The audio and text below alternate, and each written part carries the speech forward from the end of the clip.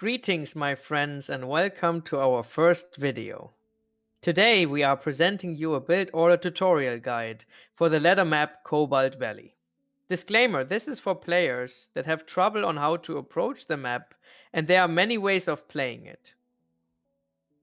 Looking at the map, we have a total of 28 mechs and 2 hydros, which is a 14 mechs 1 hydro split map.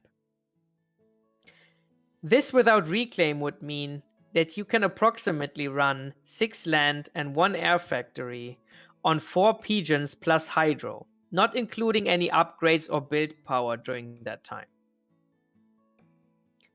Most important spots on this map are the 3 mechs expand to the side and the 4 mechs in the middle.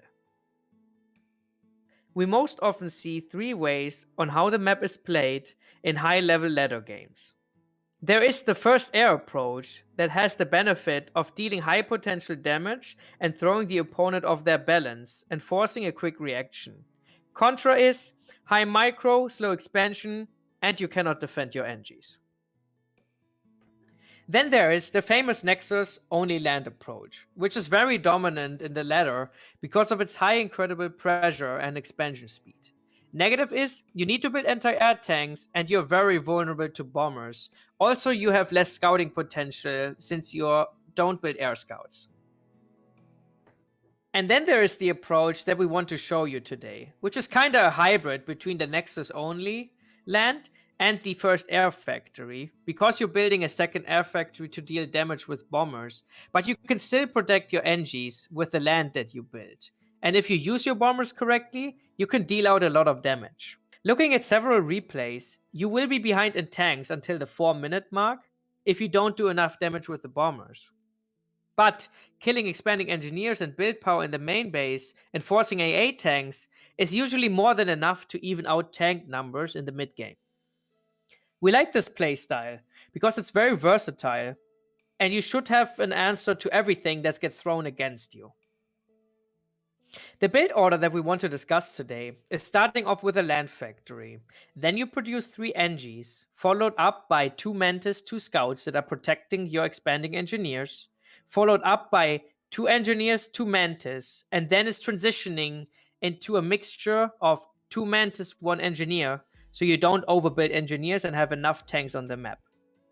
You follow it up by building 4 Maxes with your ACU, and then moving your ACU to assist the hydro building.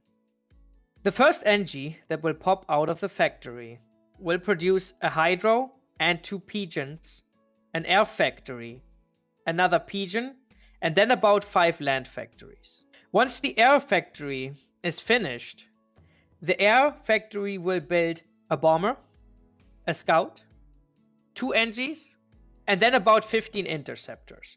But those 15 interceptors you can change around depending if the enemy is building air or not. If the enemy is not building air, you build bombers. The second engineer is assisting the first engineer.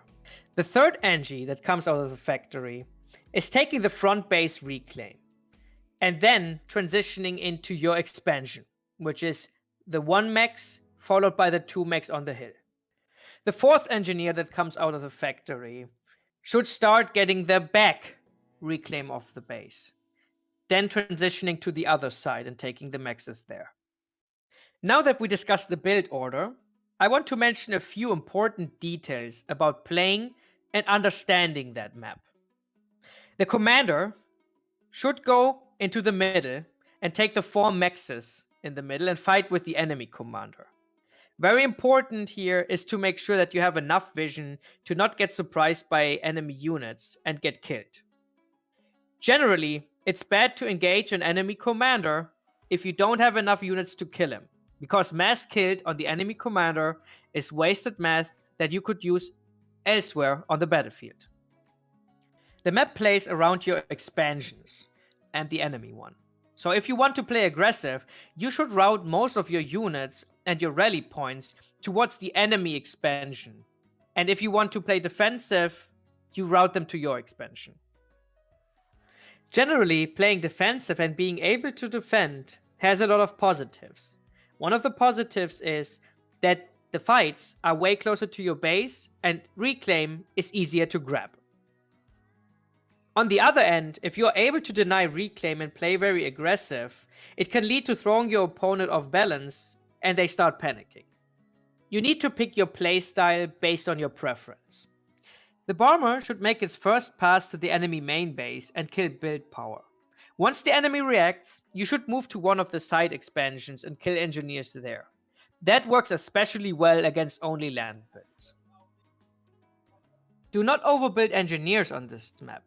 That's why we built after the initial engineers 2 tanks, 1 engie. Make sure you have about 2 to 3 engies building in your main base, depending on how much mass you have in storage. The rest of the engineers that you build should go reclaiming on the map or grab maxes that you lost or acquired from your opponent. Thank you for your attention. We are more than open to feedback, and please let us know if you have any questions. You can direct message me in FAF or Discord, and I'm more than happy to help motivated players. See you next time.